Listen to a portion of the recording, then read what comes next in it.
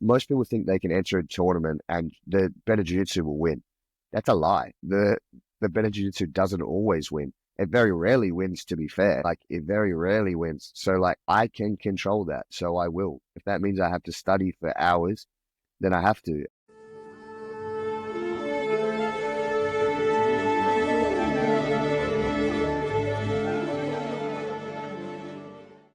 Welcome to Forever White Belt. I'm your host, Adele Fornarino. Today, we're thrilled to have Jake O'Driscoll join us on the show. Jake is a highly accomplished Brazilian Jiu-Jitsu black belt and the head coach of Essence BJJ in Perth, Australia. Beyond his impressive competitive accolades, Jake is best known as the coach of double ADCC gold medalist and friend of the show, Adele Fornarino. In this episode, Jake takes us through his inspiring journey in jiu-jitsu, sharing how his family shaped his path and the lessons he learned about balancing life and coaching. He dives deep into his coaching philosophy, offering insights on the importance of professionalism, mental preparation, and fostering a strong training environment. Jake also shares his perspective on the differences between gi and no gi, the evolving landscape of jiu-jitsu, and the challenges faced by young athletes in the sport. With his experience coaching world-class athletes and ADCC medalists, Jake's wisdom and passion for the art makes this conversation one you won't want to miss. And with that, I give you Jake O'Driscoll. Jake, welcome to the show, brother. Yeah, thank you for having me. I really appreciate your time. Are you in Perth, right? Yeah, Perth. We're on the West Coast, so the better part of Australia. It's way nicer over here. What would be your mission statement if you had one? Mission statement, that's a good one, man. I'm not too sure. Basically, just everything in my life pretty much evolves around hard work and dedication and just always giving my best, to whatever I'm doing. I think it's a blessing and a curse because I can't actually start any other activities because I have to go 100%. So if I do something, it has to be 100%. So I really only do a couple of things in life, and family always comes first for me. So I always put a lot of effort into being a good dad and then trying to be a good coach and athlete. So pretty much just that, man. That's probably the best way to describe myself and what I try and do. What was your youth like in terms of your family and everything? If you don't mind me asking, do you have siblings? Did you have both parents? Yeah, so yeah, man, I'm an open book. You can ask whatever. So my parents split when I was super young. I do have an older sister, so I grew up with just my mum, and she worked a lot of jobs to keep us going, And then my dad came back into my life when I was about a teenager, and I've got two younger half brothers from his new marriage, which I have a great relationship with. They're turning into great young adults now. My grandfather was my biggest role model and the closest person I was with, and I'm still lucky that he's actually still around. 80, yeah, he's 88. He's still ticking over. He's still witty as ever. So I got to spend a lot of time with him, and he really shaped me into the person I am, just guiding me through life. So yeah, I probably learned my hard work and work ethic from my mum because she would work a couple of jobs and I never remember a time in my life where I didn't have something. I didn't have something the other kids had or wanted something. But yeah, my granddad pretty much played that father role for as long as I can remember. What's your fondest non-jiu-jitsu memory? Oh, man, I'd still played a lot of sport growing up. So I remember like my granddad was always at anything I did sport-wise, and he was super competitive. And I tell my guys now, it sounds bad because we live in a different age now, but it would always be if you're second is the first loser, you know what I mean? And they're quite hard on me in those regards. And I loved it. And I still love it. You know what I mean? Like I thrive off it. So I remember he would come to my faction carnival or my athletics carnival per se. And I was quite fast growing up, and I think I lost one race, and I just remember how disappointed he was, and I smile about it because it really motivated me. So the memories like that where he would come to my sports events or when I played football and he'd be shouting on the sidelines. I think those are some of my fondest memories. That's interesting. This overriding theme of hard work, and it sounds like you can be really hard on yourself at times too, right? Definitely a lot more when I was younger. Not so much now. Now I think I understand the difference between like hard work and dedication and failure. Growing up, you think failure is the end of the world and you can't lose or you can't do something that's not perfect. Now I understand it a lot better. So not so much. I'm definitely hard on myself in terms of like I don't make excuses for anything and I take responsibility for everything that I do, whether I've done the right thing or the wrong thing. I'll put my hand up and say, yeah, that was me, and I'll stand by my choices. But definitely when I was younger, I definitely would get into a worse mentality. When I learned a lot more about my own mental health and mental health in general, I realized it's not a healthy thing to do. And that really shaped my choices now. But definitely, yeah, I definitely don't make excuses, and it can come through in my coaching, which isn't for everybody, like it can be difficult, but I lead by example most of the time. So what I mean by that is if I expect you to not make an excuse, I'm not going to do it. So you can always make sure that I'm going to be the one that's first. You have so many different irons in the fire.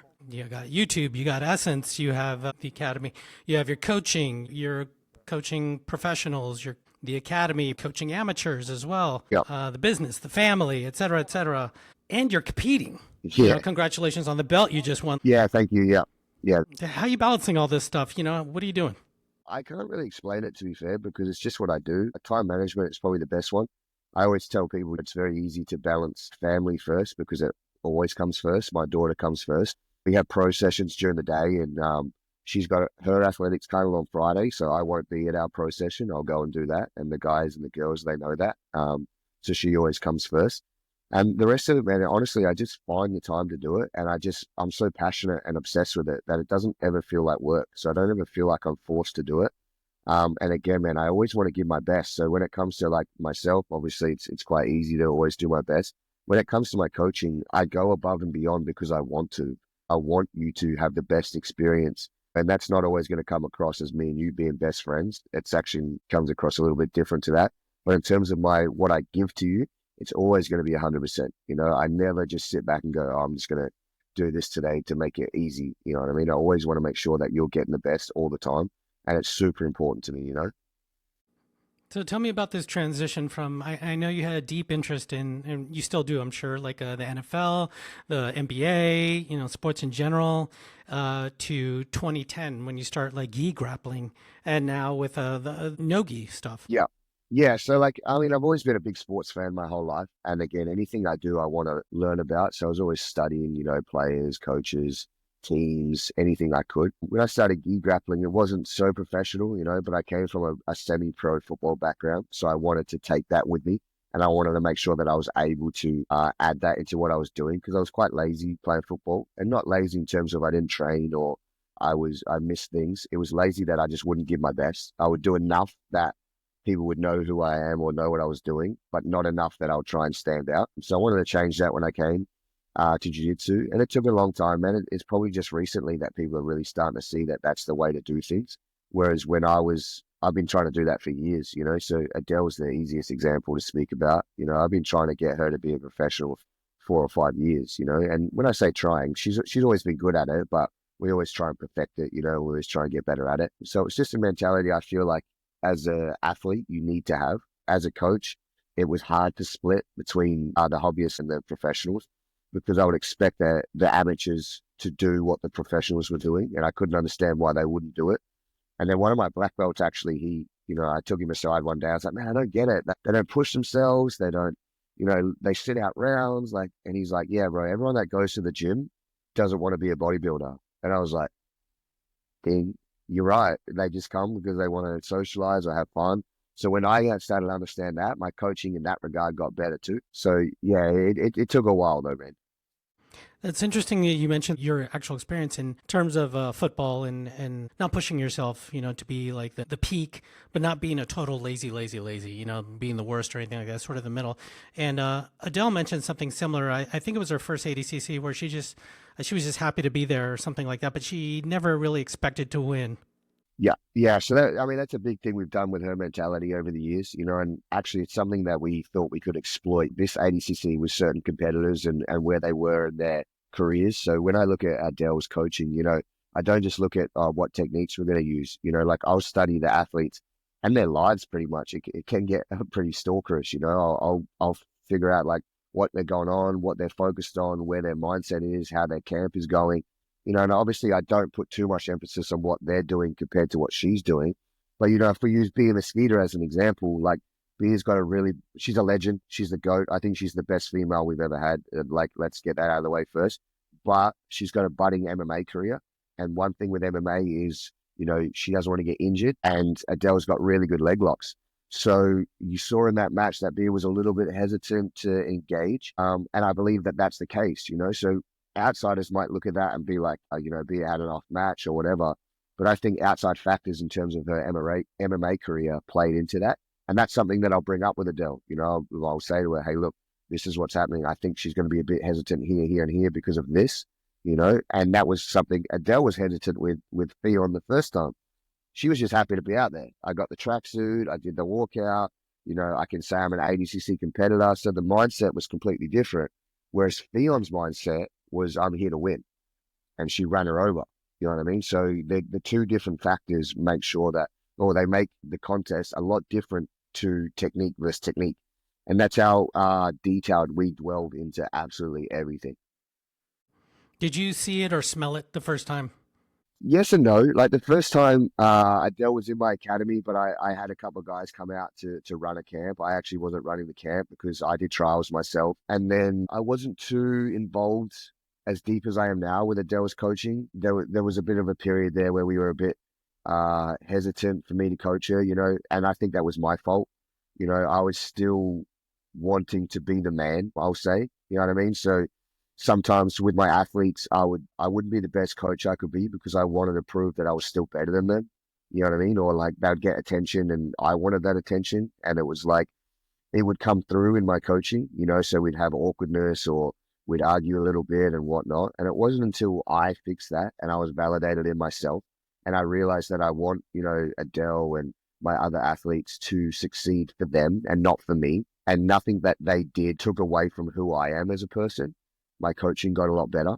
So that first ADCC, yeah, there was some feelings of jealousy. You know, I wish that was me. That should have been me, or it could have been me. And not to an extent of where I was like I was bad. I was a bad person, or I was bad to her. But you can feel it, man, and you can feel the difference. And now it's completely different. You know, Adele can feel it, and we've spoken about it many times. And again, I took responsibility for it. I apologized. I said that was my fault, and it's funny now because at no point, man, have I been by myself. Have I been with my best friends? Have I been with my closest circle? And I've felt any jealousy or any resentment towards what Adele's done. You know, I'm nothing but proud. I'm completely stoked that she's achieved what she's achieved. And I think that's probably one of the best parts of this whole thing, man, is how happy I feel for her and how validated I feel in myself that I don't have to feel jealous towards her. And that's such personal growth that no one will ever see, but I can see. And it makes a big difference to what I do. Wow, that's a heck of a hurdle to mentally jump to get to that maturity state because a lot of guys, like you mentioned, we want to be the man. Yeah, and I think you know with Adele as well, it's different because she's a female and she is so good that it is you know different. Like I'm still 80 kilos and I'm a male, so like if I want to outstrength her, I can. But that's not how I should be doing things, and it's not how I want to do things. You know, so it was like not a big thing because I was wrong to begin with. So I should have changed my attitude. But it was something that I had to actually put focus in and be like, why are you doing this? Like, just because she's good at jiu-jitsu and people are telling her she's good at jiu-jitsu doesn't mean you're not good at jiu-jitsu. Like, you can still be good and she can still be good. It doesn't have to be one or the other.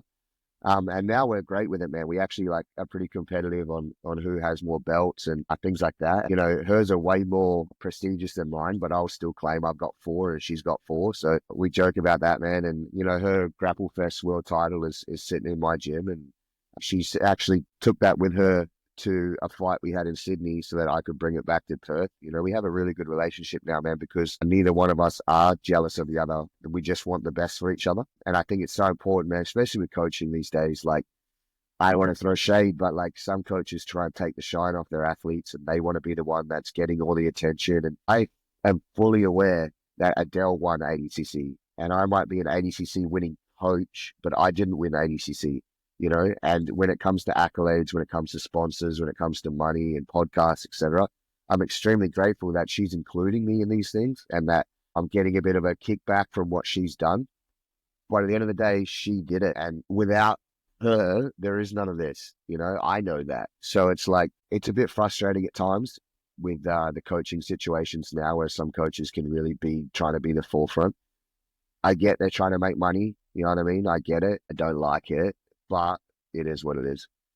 Now, what's funny too is another thing you mentioned, I believe, is that you recruited her to be a training partner originally for someone else. Is that correct? Yeah, yeah. So my partner at the time, Bam Bam, her name is. She's a high level brown belt. She's great. You know, she's really good at jiu-jitsu, and she has the potential to win trials and go to ADCC. She was a purple belt, I think, at the time. Yeah, she would have been a purple belt. And Adele, I saw Adele posting. She was in Perth. She had a coaching job at another gym, and I was like, hang on, if I can get her in here to help Bam Bam, you know, she might have a real good shot at winning trials earlier than I expected. So I hit Adele up and was like, hey, you should come down. We should train together, you know. And then obviously it blossomed from there, and they got a lot of good training in, man. They were great training partners together. They're around the same size. Thankfully, they never had to compete. You know, that was an awkward one when Bam and I were together and they were in the same bracket that they might have to compete. And, you know, we had to navigate that a little bit. So that was a difficult one. But now Adele's never going to have to do trials again. So there shouldn't be an issue. I'm super interested in the wins and everything, and all these accolades that are beyond incredible with this, double ADCC gold. But I'm curious about the experiences of losses that both of you have shared together. Can you talk about those, and how did you navigate those, and what were the learning lessons? Yeah, so Adele doesn't lose a lot, thankfully, touch wood. You know, she's pretty good, but she has had some ones that stink. So when she does lose, they sting. She lost Nogi Worlds in the final last year. She lost to Misa in her black belt debut twice. Very, very close matches in the gi. She lost to Jessica Khan in the gi, and all of them were here. They were all mental. They weren't technical. You know, she has some issues sometimes with the way she views herself and the way she views competition. And that's the biggest part I play. You know, I obviously give her technique and things like that, but you know, her mental side and her game plan and her strategy.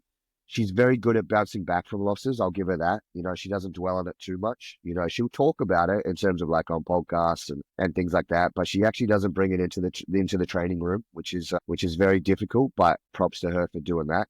Basically, man, the Meister one and the ones in the gi, they weren't too bad because she wasn't really focused on the gi, you know, so focused on ADCC. So when she lost those, it was kind of like more, oh, look what I did, than I lost. The Nogi Worlds one was hard because she should have won that, and she knows that, and she got tunnel vision, and she made some technical errors. And you know, one of the technical errors that she made, if you watch that match, which is on YouTube, to anyone that wants to watch it, and then you watch her ADCC run, I'd be very interested if anyone can spot the small detail that I changed in her game. That completely changed the outcome, and she changed as an athlete. But the funny thing is, it's very, very minimal. It's very easy to miss, but she spent 8 months working on it. And that's the kind of athlete that she is. So like I tell my guys in the pro team that I have here every day, like we spent 8 months with Adele focusing on a grip, and you guys can't even drill for 20 minutes, you know, a whole sequence. If you want to be great, that's the difference. You know, the difference isn't doing your flashy moves or adding new techniques every day. It's being like, okay, this is what costs me matches, fix this, and spend time and time and time again doing it. Which again, man, as a coach, it's very easy for me to say, hey, do this, do this. As an athlete, you got to trust me that what I'm saying is going to pay off in a big way. You know what I mean? You got to trust that, okay, this time and all this effort that I'm putting into it will pay off. Now, I don't think Adele only thinks about wins in that regard. She can see the difference in her game, but it's always easier when you do win and say, see, that's what I was talking about.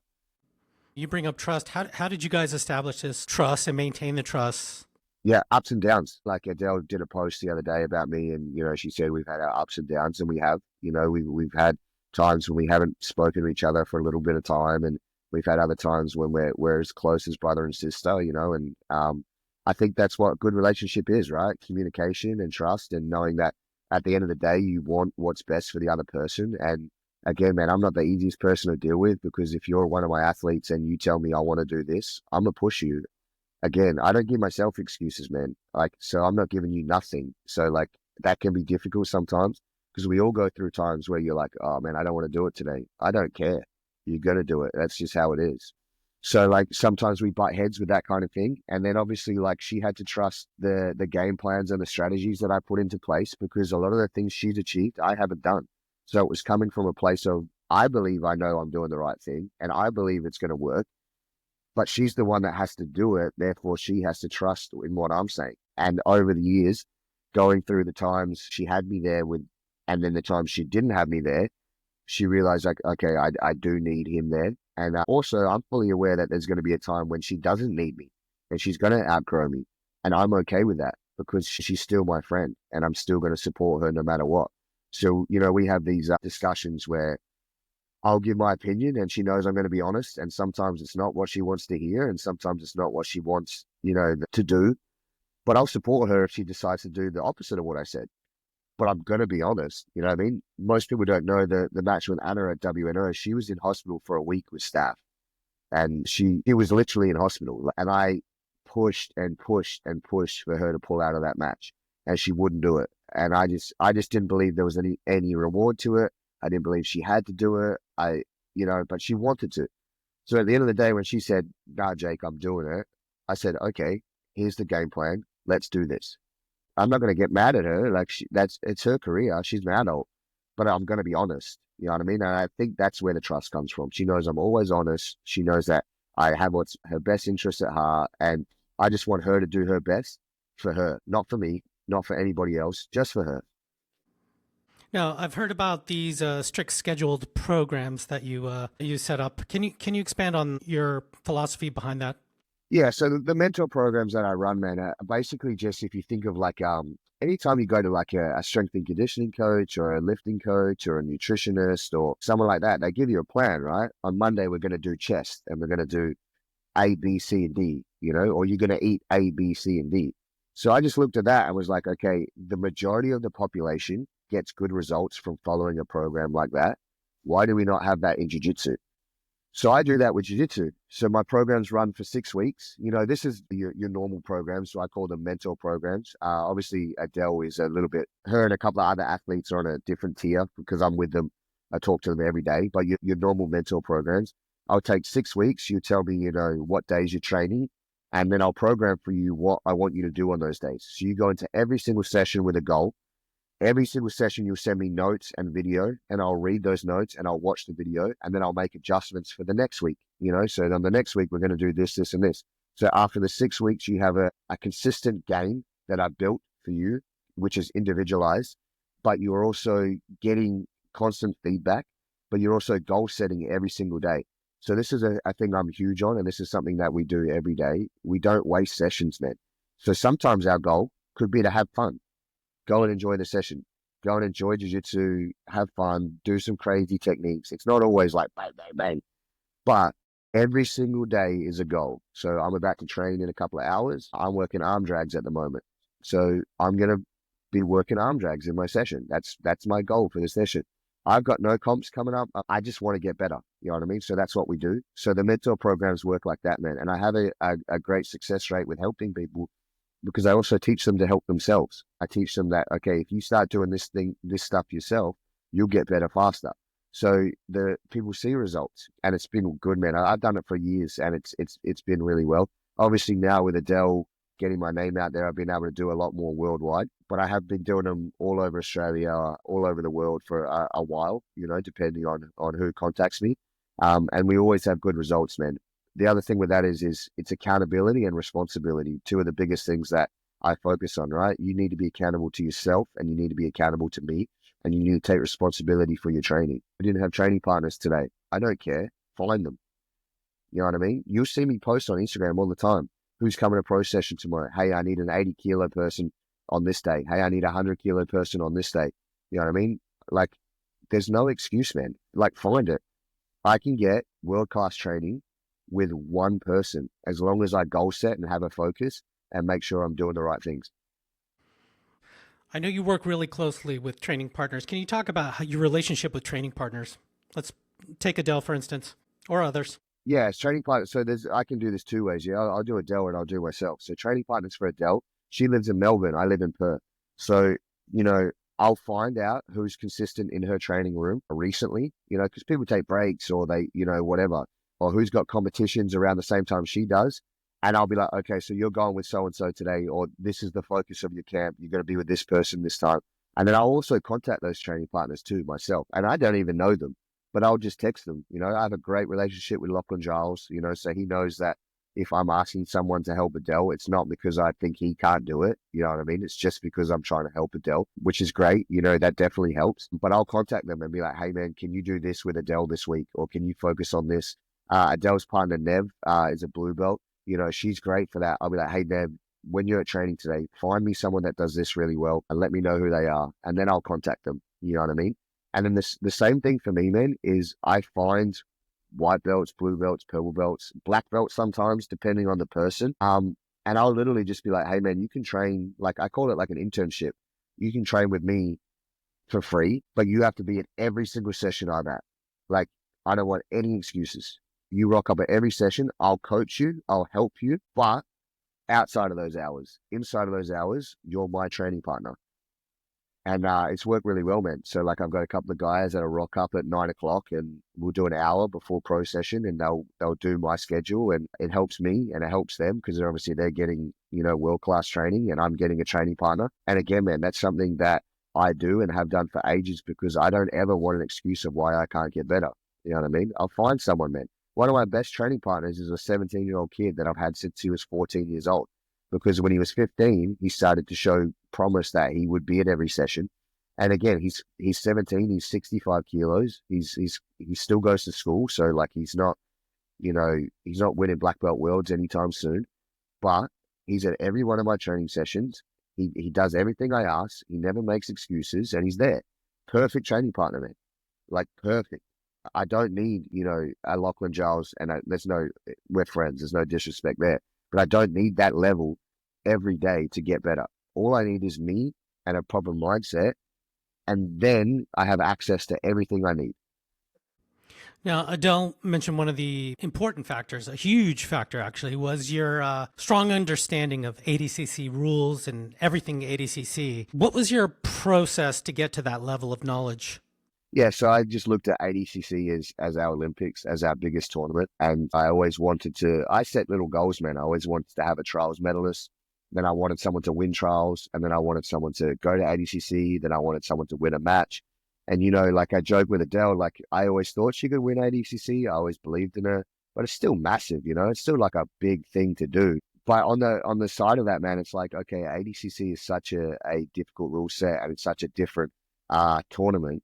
Again, how do we win this? You know, most people win by understanding the rules. Well, how do you get better at understanding the rules? You study them. You know what I mean? I ask questions. I go to rules seminars. I watch everything I can about the rules.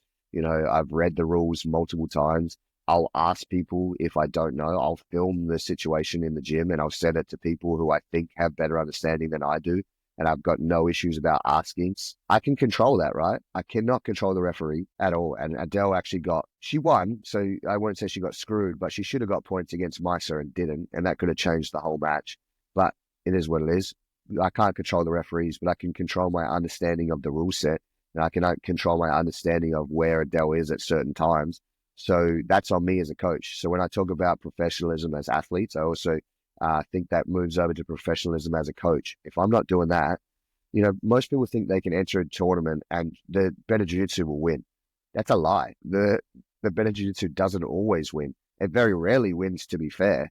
You know what I mean? Like it very rarely wins. So like I can control that. So I will. You know what I mean? If that means I have to study for hours, then I have to. Adele and I are actually talking about her doing the gi season. I don't do the gi.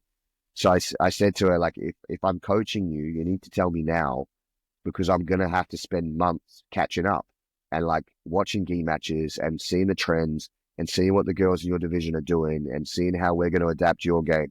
Like, you're not going to compete in the gi for 6 months. Sweet. I need to start now because I need to be ready to coach you. And we haven't decided whether that's going to be me yet because she's a bit in two minds. She knows I don't like it. So she's a bit like, I don't really want to put you through that. But at the same time, I want you there. So we haven't decided yet, you know, but I'm fully prepared to help if she wants me. And I'm fully prepared to step back if she wants someone else. Like, it's all gravy, you know?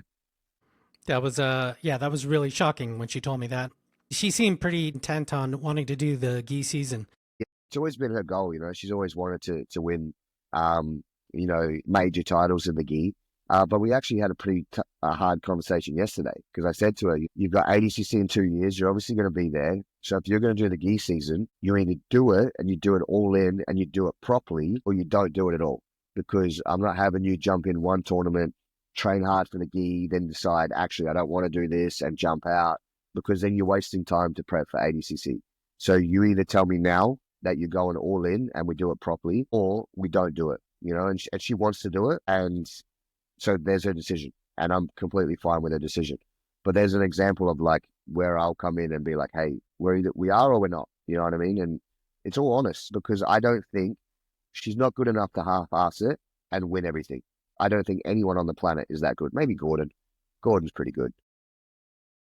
But everyone else, and Adele is I think they're a bias, but I think she's the best female on the planet at the moment. But she can't take time off and still be that. She has to be working hard, and she knows that. That's not a conversation I have to have with her.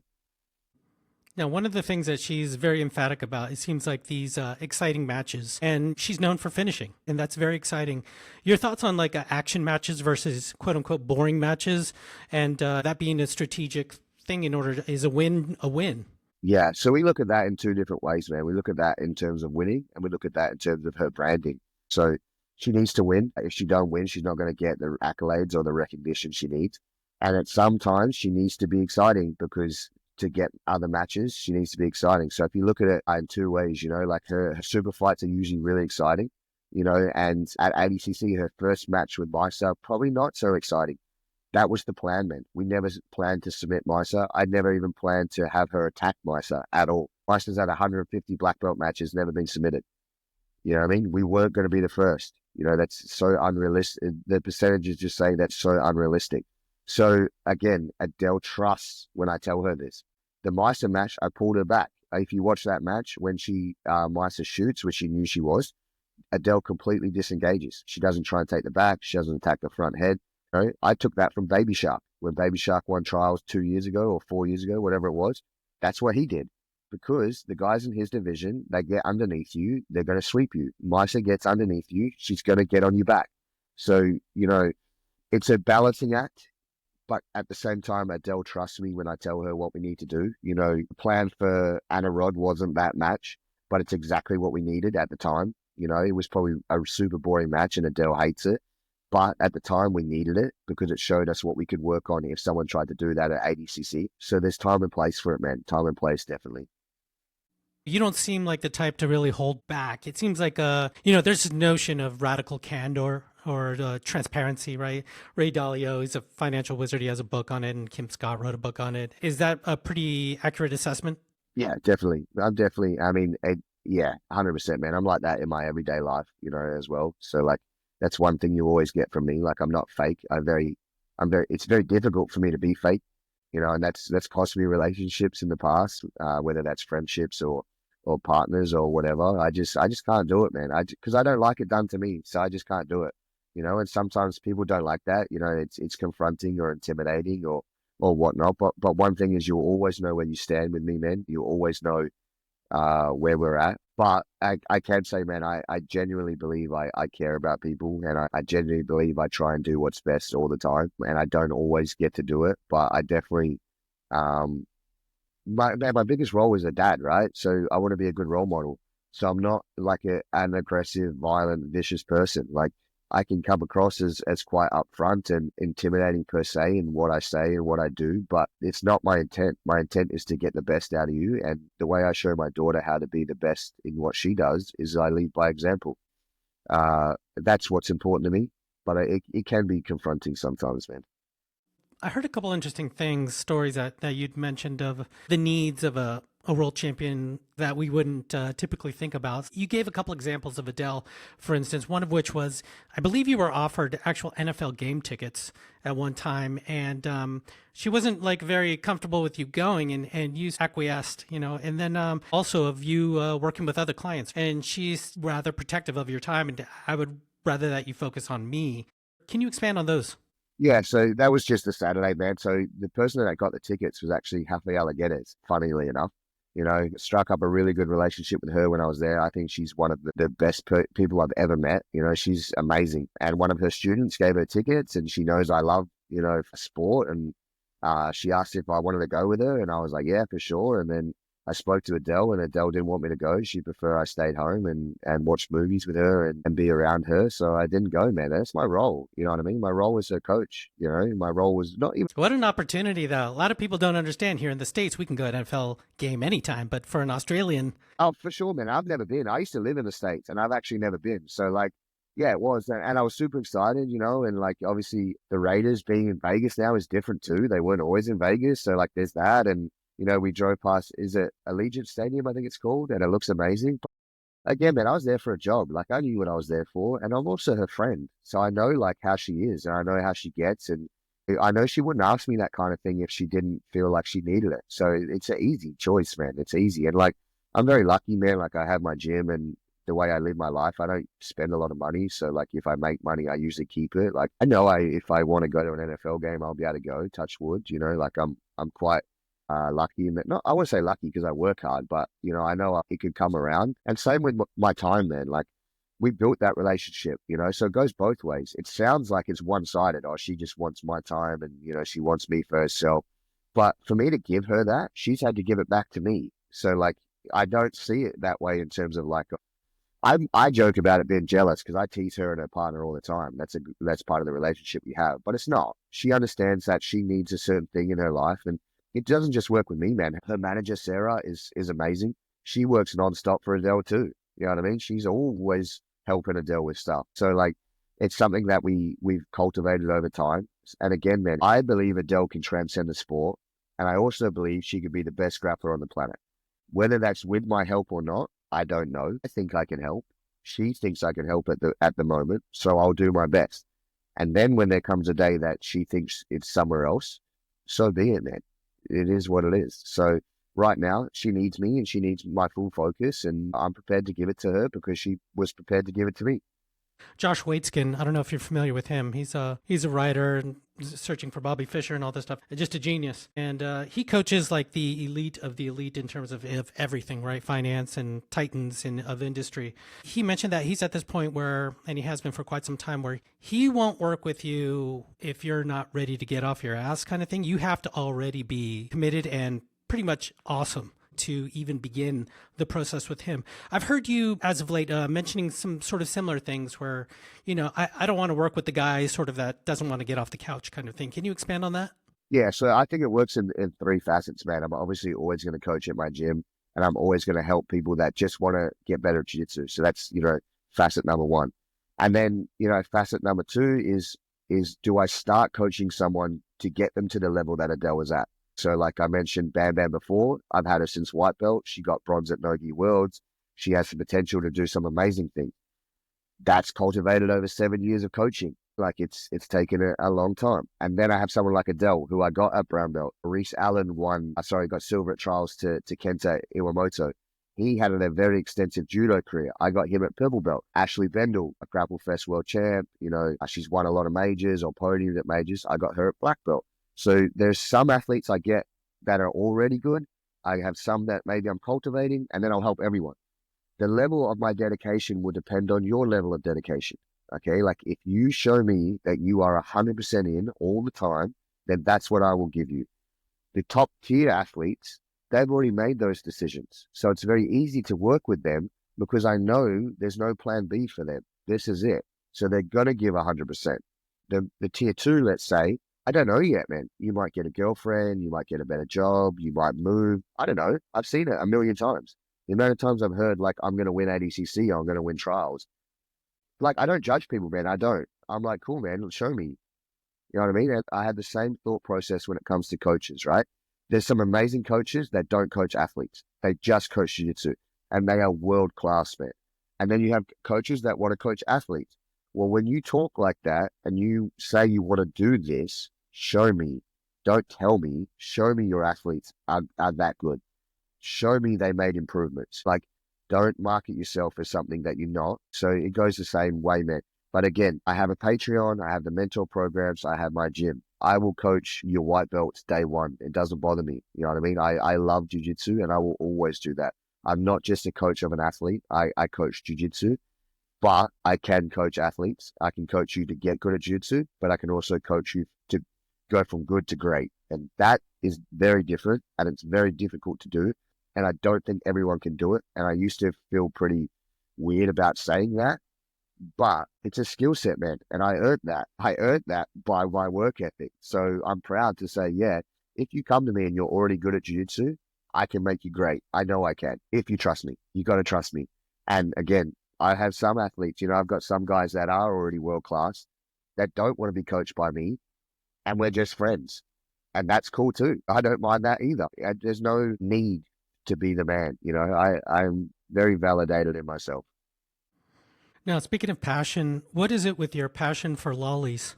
Yeah, I don't know, man. I got a real bad sweet tooth. That come from it's funny, I've got a massive jar over there. My daughter actually got me for Father's Day. That's nearly empty. It came from when I was playing football, man. Like I would play football and my mum would take me to school at like 6 a.m. in the morning when I started school at 8. So I could run laps and lift weights at school. The school I was at was actually really good. They let me open up and do those things when other students weren't allowed to. And then I'd be at school all day and then I'd go straight to football where I would run extra laps and I would practice my kicking and things and then I'll train. So I didn't have real access to food like you do now. Like now you can go and buy like ready-made meals and heat them up. So for me, man, it was like just eat. And we don't the brands. Do you remember the brand Starburst? It actually got canned here in Australia. We only got like one packet, and they're terrible. But we used to have everything. Man, I used to eat Starburst like it was gone out of fashion. Yeah, it's a running joke that I don't have diabetes, which is funny. But I eat a lot of lollies, man. I do. I eat like at least a packet a day. Not when I'm training. Like if I'm focused on competing, I won't do it.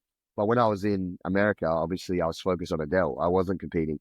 So I was like, oh, that's new. I haven't had that. Or that's new. I haven't had that. Or we get home and I'd be so exhausted from like my mind going 100 miles an hour that I would just eat lollies. The absolutes, that was a really fascinating decision. Can you tell me about that process? Was that just like shooting from the hip? Or, I mean, did you have that thought in the back of your head in the beginning of camp or what? Yes and no. We talked about it, but not a lot. And again, that was a hard discussion. Like the girls started to talk about it a few days or maybe a week before. And I literally was like, everybody say what you got to say now. Everybody gets one more sentence and then don't mention it again. I don't want to hear about it. You know what I mean? Again, that's part of my coaching where people can react differently. But luckily the girls didn't. The girls around Adele know what I'm like and they understand that I'm trying to get her in a certain mindset and things like that. So we spoke about it and it was definitely something we thought we could do. Adele is technically really, really good and she has this ability to break people. I talk about this and a lot of people don't understand it, but she can hurt you. She can hurt me. Like, and I'm 25 kilos bigger than her. So I knew she'd do well in the absolute, but the goal was always her weight class. When we drew Misa first round, I believe that's the toughest match of the tournament, not just for Adele, but for anybody. And coaching wise too, she's such a puzzle to solve. So when we got through that, I was like, okay, I think we're going to win. I feel like we're going to win. And then when she got the other two pretty quick and no damage, Mo asked me, is she going to do it? And then he asked her and then she just said to me, like, what do you think? And I just said to her, like, look, you're injury free. You're on fire. The relationship between me and you right now is perfect. You're listening. You're hearing me. You're understanding what you're supposed to do. And we may never be here again. We've earned the ticket because you won, but we may never be here again. I think you should do it. And she just said, okay. And then we jumped in. Again, that's a trust thing, man. She trusts that I wasn't doing it for extra glory. I mean, I wasn't doing it so I could say I've won 2 ADCC titles as a coach. I was doing it because I believed she could do it. That's the difference. So because I believed, she believed.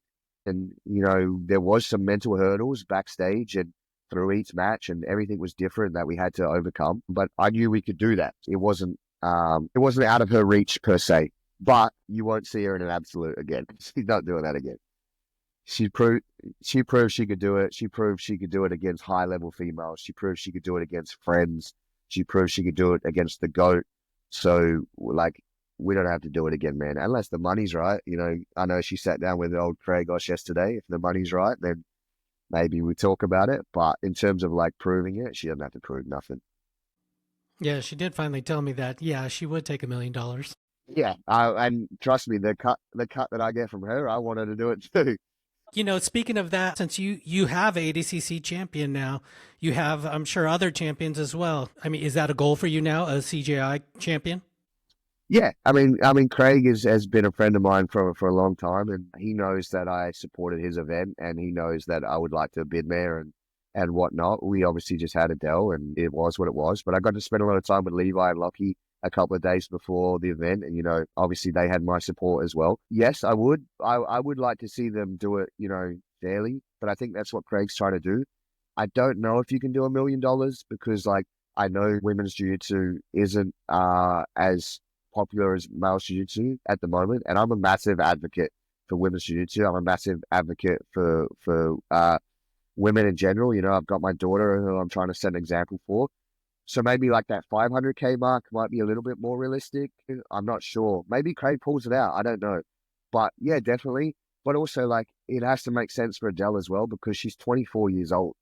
So, like, a few of these guys that jumped over and whatnot, they're champions and they're world class, but they were never gonna do what Kynan did. I mean, it was gonna be hard for them to do. So the money made more sense. Whereas Adele, 100K or $1 million makes sense, but like a super fight, I don't know. You know what I mean? Like, that's up to her, and then that's up to her manager Sarah to work the money out. I don't deal with that. I don't tell her. She'll ask, and I'll say my opinion. But again, I don't tell her what to do, man. In that regard, she makes her own money, and I don't mind. Reese Allen, Reese Allen and CJI would be fireworks, man. You know what I mean? And Craig knows of Reese. Reese is world class, and he's just settled in Bristol at the moment, so he's running an academy over there. And once he comes back to competing full time, you're going to see. I think he's the next one, and I'm very lucky to have a good relationship with him. He's got an explosive style, man. Him and the Rotulos, him and Dackett would be something. Your thoughts on the CGI rule set and the arena itself, the slanted walls and the whole thing? Love it. Absolutely love it, man. I think it's ingenious. I think Craig doesn't get enough credit for what he's done and what he does because he does troll everyone, but he's super smart, man. And he's very good at what he does. And I think he ran an amazing event, man. I heard the atmosphere was crazy. I love the idea of the slanted wall. You can't get away. I'm a guard player, man. I love my leg locks. It adds a dynamic to that for the wrestling. It adds a better dynamic because the guys can't get away. I think the sliding down of the walls and the sitting on the walls and the breaks is awesome. I think the rounds and the open scoring, great as well. I honestly think it's amazing, man.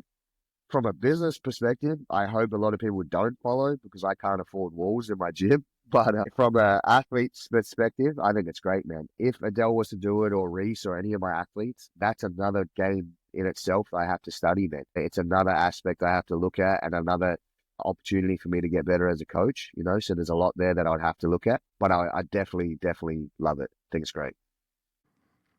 Your thoughts on the closed guard overhook game and Adele system now I'm hearing on sub metas coming. Your thoughts on the whole thing? Love it, man. I think closed guard as an offensive player on the bottom is great. As long as you play it offensively and you learn how to do it properly, you have so many options there, man. So many options. And not just in terms of attacking too. You have so many options to control the pace. As a coach, I'm massive on something we call energy expenditure, where I want to use my best techniques with as little energy as possible. I want to maintain as much energy as possible, right? Closed guard's great for that.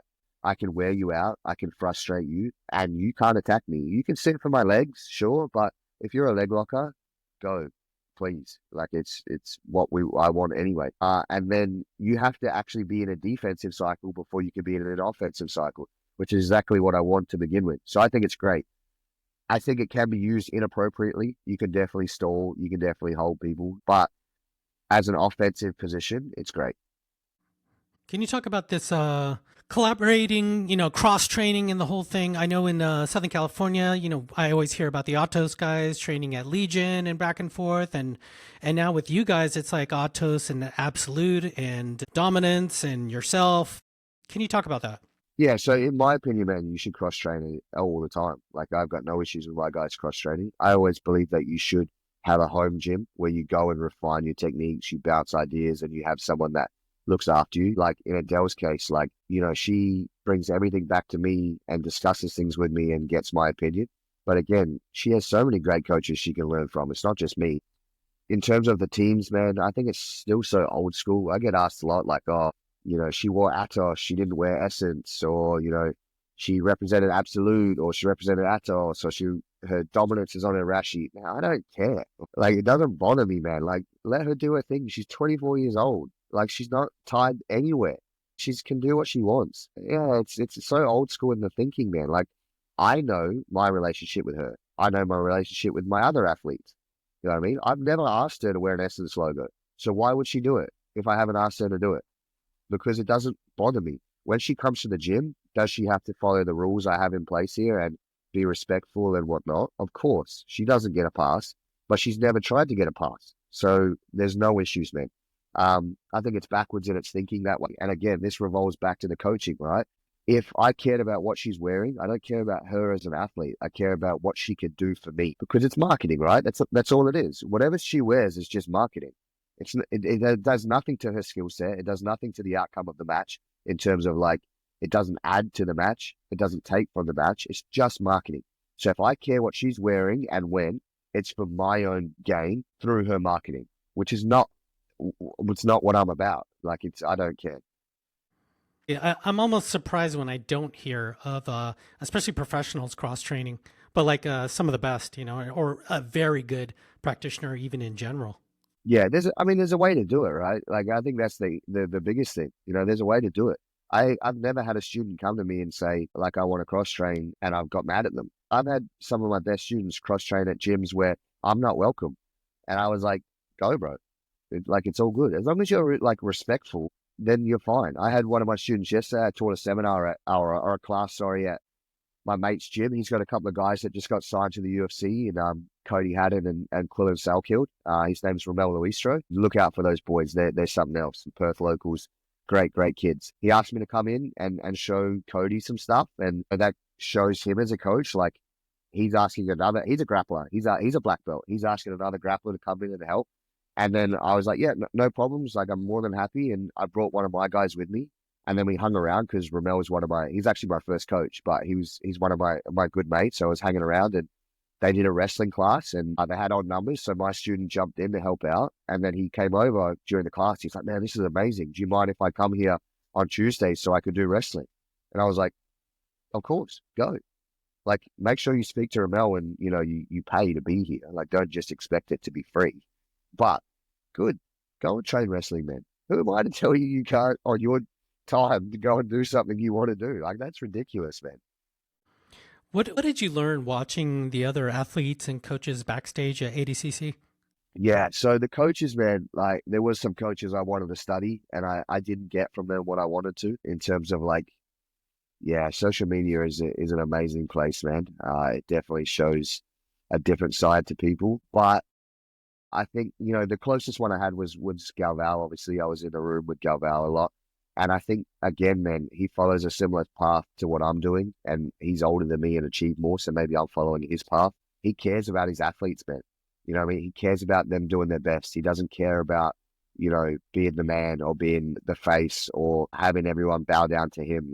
He genuinely cares, like he had a lot of athletes out the back and he was always just checking, make sure they're all right. Every time I told Adele something, he didn't override me. He didn't try and step in. Like he was just there to support me, and same when he was in the corner, like he didn't try and take over and tell me I couldn't do something or, every time we went to sit down, he gave me the lead chair and I was more than happy for him to have the lead chair because he's Andre Galval. I've watched him since I started. So that's one thing, man. I think, the path we're on with professionalism is definitely that next wave.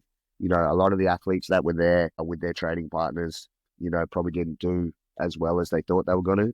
But the other guys there or girls that had teams and they had people around them that were only focused on them, you saw the results that they had, man. Your Pedigo boys, Dante obviously had a rough day one. He doesn't have a good team around him. He doesn't get day two. You know what I mean? That's just how it is. Like, but he does. So he got, the bronze medal in the absolute. New Wave has obviously set the standard, and I don't care about the drama and the beef because I don't know. I wasn't there, and you can hear what you want, but I wasn't there, so it's not my place to say. They have professionals around them all the time there, so they were able to show the level they're at. So I think that's the biggest thing, man. In terms of the athletes, same thing, treating themselves like professionals. Like you hear stories of people going out drinking a couple of weeks before, or maybe they botched their weight cut. Man, like your weight cut is difficult. I know it's difficult. I've done it. I've cut a lot of weight. but you can control that. You can control how easy it is. Like a lot of these guys and girls, and again, man, I don't like to feel like I'm throwing shade because everyone can make their own decisions, right? But like, they don't want to hire a nutritionist because it costs them $100. You could make 40 grand if you win the absolute. Why would you not hire a nutritionist? It doesn't make sense. It doesn't make sense to me. You know what I mean? Why wouldn't you? You know, I get it at the local level, or I get it for a super fight or whatever. But you're at ADCC, man, or you're at CJI. How are you not being a professional? It doesn't. It blows my mind. But the professionals will start to dominate, and then the amateurs will fade out, man. And it happened in the NBA, it happened in the NFL, it happened in all these sports, man. It happens in tennis all the time, man. You know what I mean? You see a guy's rankings at 400, and the next year he's at 100, and you're like, how? Because he's consistently with high level people who are helping him get to that level. He doesn't just go and go, I'm going to win a tennis match. It's a weird time. I often speak about the analogy of the leather helmets, right? We were back in the leather helmets days, and now we're getting to this weird in between era where things are transitioning to professionalism. I'm hearing more and more professionalism. I know Adele mentioned this really incredible program that Lachlan had in terms of like funding athletes to make them sort of well-rounded in terms of what you mentioned, things like nutrition, things like rehabilitation, strength training, etc. Mental coaching, who knows, your flight, your tournament entry fees. I mean, what a great infrastructure.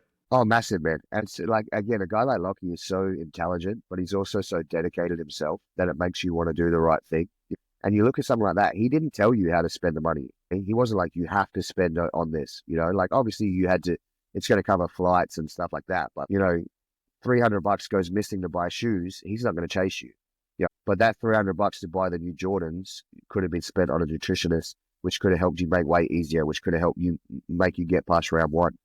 I mean, these things add up and people don't consider them. We consider everything. Trust me, man. We cover every single detail all over the board. So, like, it makes a massive difference, man, and it's going to change. I know it is. And I strongly believe that. And I'm very lucky Adele did what she did. So, like, I can preach my message and people actually think I'm making sense because I can prove it. But we joked about this, man. Like, I've been obviously teaching at other gyms and things like that. I was the same guy 2 weeks ago. I thought the same thing. You know what I mean? And I was preaching the same message and knew the same techniques. And I appreciate it for sure. And I'll get better. I know I'll get better as a coach. But like, we knew this message was, or we knew this path was the one to walk. And we're very grateful that she was able to do it so people can see that it does work. But even if she lost, we knew it was the right way to go about things. It might just take a little bit more time. So speaking of getting better at coaching, how are you sharpening your coaching sword, so to speak? I know you'd mentioned before of studying someone like Nick Saban. Yeah. So yeah, I study all the time, man. I study coaches, I study athletes, I study autobiographies, I study sport. Bill Belichick just started a new TV program where he literally breaks down coaching on like what game plans or what routes receivers are going to run and things like that. I watch that and okay, it has no application towards jiu-jitsu, but the way he looks at things might open a door for me, man. So I tell people I study between 1 to 4 hours a day. I do, literally. That is not always watching jiu-jitsu. It's reading, it's talking to people, it's asking other people questions. Again, I've asked so many questions about coaching, man. And not coaching like, oh, how do you run a class?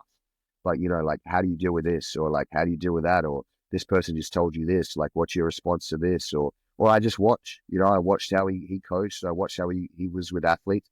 And again, at ADCC, man, one of the biggest things for me is I had a couple of coaches that I wanted to watch and see how they worked and see what they did. And, man, I realized that, again, it's smoke and mirrors. It's not always what you think it is. So, like, I would stand there and I would sit there in the stands and watch, not the match, the coach, and see what they were doing. Again, man, the Meister match, it had so many different twists and turns in the match from a game plan perspective.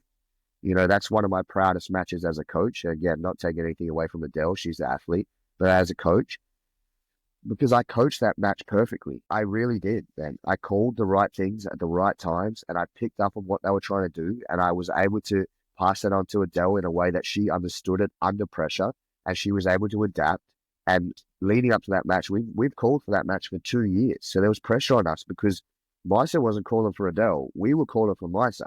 So the pressure's on Adele to back up what she said. I'm not big on trash talk and I'm not big on people talking shit. So Adele knows that, and she does her own thing, but I'm not a big fan of it. So if you do it, you better back it up because I don't like it. So, we had to do that. And I felt like, especially off the bat, man, I didn't even get time to warm up with Adele in terms of like, can she hear me? Can she hear me with the crowd? Can she, Gavow's in the corner? Is she listening to me or is she listening to him? Like I didn't even get a chance as a coach to warm up into that. You know what I mean? So I had to really make sure that like, that was on point. So that's one I'm really proud of, man. But that's what I do. I study all the time, man. And I think that's the best way.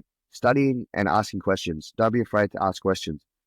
I'll ask questions all the time and I don't care what rank you are. I don't care if you're supposed to be a better coach than me or I'm supposed to be a better coach than you because it has nothing to do with you. It has everything to do with me. And I want to get better because at the end of the day, I'm really good friends with Lachlan, but he doesn't do my jiu-jitsu. I do my jiu-jitsu. So like I have to make sure that it's me doing the right things. I'm not really big on this gi versus no gi type of conversation stuff, but I am interested now in gi and no gi in terms of they seem to have really bifurcated quite a bit. Whereas, in my opinion, it seems like gi is completely different animal now from no gi, especially at the professional level. You could say even the semi-professional level, whatever it may be. Your thoughts on those two worlds nowadays? Yeah, they're two different sports, two completely different sports. And I think you need to treat them as two completely different sports. An analogy I like to use is like weightlifting and powerlifting. Both use a bar, both use weight plates, two completely different sports, man. Different techniques, different structures, different rule sets, the whole works, man. So I think like now it's very hard unless there's only two ways I think you can succeed at both. Either you already really good, so like a Galval is already really good. He can flip between the two quite easily, or you're one of these super kids coming through that all they do is train all day from 10 years old. I think if you're early 20s, you're a blue belt and you want to get great at jiu-jitsu, not good, I like great. You can't do both, man. They're two different sports. That's my opinion because you cannot dedicate enough time to be great at either one of them to do both. And again, people don't understand the difference in the levels of the top of the food chain. Okay. And then you look at someone like Adele, you go, oh, well, you tell Adele to do both. Adele's already good at both. She's won gi world titles. She's won no gi world titles. So like she was already good at both. Merigali, they're already good, man. Give me one blue belt now that is doing the gi that like can win ADCC in a few years. I think it's rare, man. I think it's very rare. Now you'll find someone, but I look at percentages. When you find that one person, he's the outlier. That's not the one you focus on. You focus on the majority. Yeah. And then people go, oh, but you're not reaching for the stars. No, I am. But not everyone's Michael Jordan. Michael Jordan played in the league with 1,000 other players or whatever the amount is. And they were good players, man. They were great. They achieved amazing things. But there's one Michael Jordan. So like you can't look at Michael Jordan as I want to be that guy because you're probably not. Right. And if you are, good, but you're the outlier. So I try and talk like that with my athletes, and I try and talk like that with my techniques too when I coach. Don't look at like what's fun now. Like how many buggy chokes were hit at ADCC? None. How many rear naked chokes were hit at ADCC? So if I'm your coach, you know what we're focusing on? Getting to the back and choking someone from the back. Oh, but I saw this on Instagram. That's cool, man. Do it. You make you happy, but don't tell me you want to win ADCC because you won't. Yeah. How about these calf crushers or CJI? Everyone in the gym keeps trying to do it to me, man. Sean Roberts. Yeah, they keep. Yeah, again, man. This is from the Kumite, right? With Keita Cornelius from Yeah, the Lloyd love Irvin days. Deshaun. Love Yeah, Deshaun. He's my 100%. guy. Man, so something like that, definitely. Like, I think it has application. Again, I think everything has application if you train it for a long period of time and you get good at it. Obviously, J-Rod is a master at the buggy choke, right? So if I was coaching J-Rod, I would not be trying to take the buggy choke out of his game at all because that's what he does. What I'm trying to say is if you're an upcoming athlete, if it doesn't come natural to you, it's not part of your game, try and build a game around statistics. Will you have experts in certain areas? 100%. You always do. Yeah. Not all the experts don't always win. If you look at any of the champions, man, Philippe, really good at back takes, really good guard retention, but he's good everywhere. Kynan, good everywhere. Bodoni, good everywhere. Mika, good everywhere. Baby Shark, good everywhere. They're not leg lockers or wrestlers or just guard players. You know what I mean? Like the stats are there. They're literally there for you to look at and go, okay. And I'm a leg locker, man. I'll pull guard and try and leg lock you all day of the week. But I know that I couldn't go through trials just leg locking people. It's not gonna work. So going back to this gi no gi, so then these notions may not even apply anymore, right? Or these arguments of like we could say one is more dangerous than the other, one is more technical than the other. Does that even make sense anymore? No, I don't think so, man. I think it's completely individual. Like I don't even think it's like as a collective group. You know what I mean? Like go and roll Adam Wazinski in the gi, yeah, and then go and roll with Bordoni no gi and tell me which one's more technical. It's not like it's who you're rolling with, it's how you roll, and it's how you like your gym is. Like there's arguments for both. But I think the beauty of it is that we can have our opinion. I think it's one of those things, man, that it kind of transcends what we're doing. The leg game. When would you feel comfortable starting to teach that? White belt? Yeah, we have white belts, man. Yeah, we do white belts, but we have rules in the gym, in terms of the hobbyist class. Professional classes, everybody can do it. Hobbyist class, we have rules in place, man. But I actually don't teach a lot of leg locks in the gym, man, funnily enough. People think I do. I don't. It's just something I do, it's something that I am an expert in. Therefore, I do it a lot. Therefore, it filters down to my students. I also love the leg game, man. Like I study it a lot. Every time there's something new, I study it. It's something I found in jiu-jitsu that I truly love. Like people love wrestling or they love, berimbolos or whatever. I truly love the leg game, man. It just so happened to get famous or, the thing to do when I started to love it. But again, I looked up to Lachlan Giles my whole career, man. I was a white belt, blue belt, and he was a brown belt, black belt. And then I watched him my whole life. And then we became friends and I got to train with him. And now I can call on him if I got questions or stay at his house, these things. So I'm very lucky in that. But like Lachlan developed a lot of my game. I focused a lot on him. So when he started doing it, I was like, I'm gonna do it because Lachlan's doing it. You know what I mean? So like, yeah, but I teach from white belt, man. Yeah, I teach from white belt. And your thoughts on like the kids, because they're so incredible now. I've been talking to a few other people about this, how I couldn't imagine the 30-year-old winning some great, just getting into it and jumping into it and becoming some sort of world champion anymore. You have these kids that have been doing since they were 5, even younger now. Yeah, my daughter's been training since she's 2, and she's 8 now. There you go. And when I was at Atos, they had a room full of kids that were just there all day, every day. And again, I see two sides, man. I see like coach athlete side, and I see parent side. Coach athlete side is we're gonna have super athletes. We're gonna have kids that are completely change the sport, and the growth of the sport could be absolutely amazing. From the parent side, I don't understand it right now. Taking your kids out of school to do jiu-jitsu, I don't get it. There's no pathway for them to make money right now. A gym is the easiest way or the best way to make money. You do not need to be good at jiu-jitsu. There's a lot of people that are terrible that have gyms. You don't even need to go to school. I didn't go to university or college. I completely just focused on jiu-jitsu, and I run a successful academy. So I don't get it. I also don't tell other parents how to parent. It's not my place. But like my daughter is going to go to school and she's going to study, no matter how good she gets at jiu-jitsu. I don't care if she's a prodigy. She's not stopping school. She has to go to school. When she finishes school, if she doesn't want to continue with secondary education, that's her decision. But right now, that's not her decision and she'll go. That's the only part I don't understand, man. Because if you're trying to set it up for a career, they don't have to skip school to do that. We've got no college program where you can go and get a degree while you're playing your sport. We have no league where you can get drafted and make lots of money. It's all on you. So if it doesn't work, which most of the time it doesn't work, you have to have a fallback. You have to be able to do something else. I don't. I only have jiu-jitsu. I don't have anything else. So I had to make it work. But that's my experience and I pass it on to others, man. Like make sure that you are able to live if this doesn't, or things change. People change their mind all the time.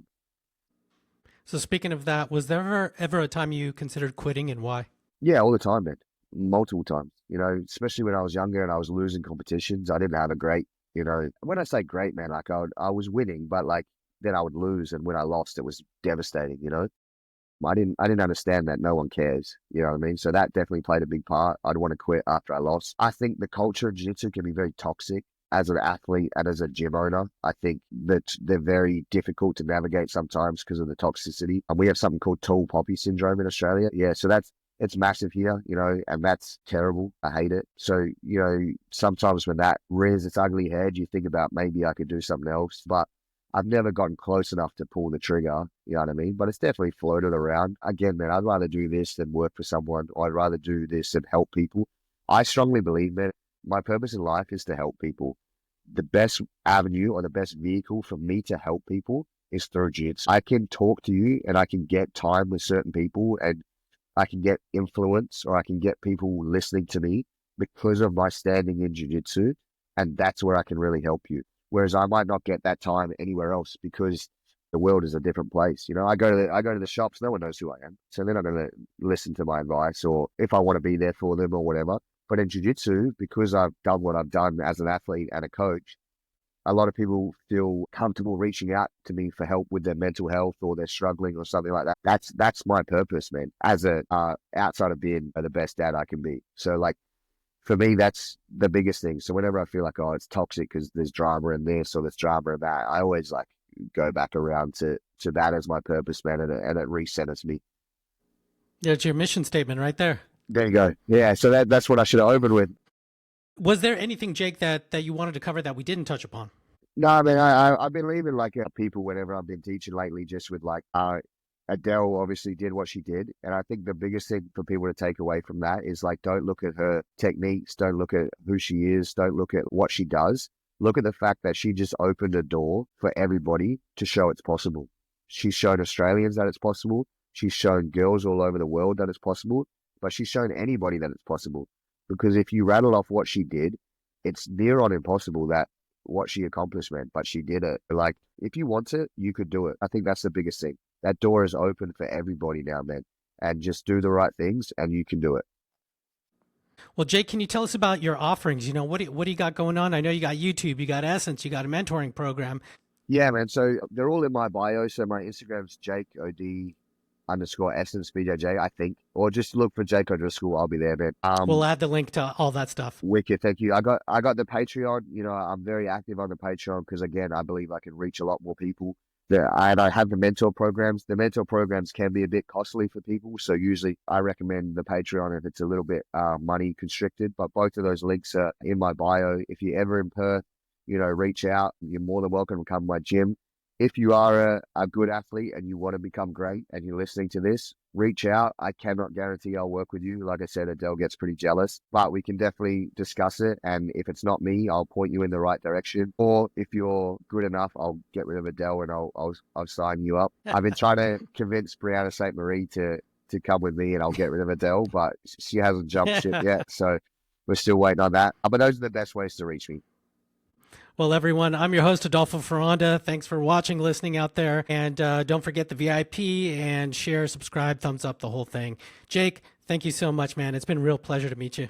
I really appreciate you having me on, man. Thank you so much. See you guys next time.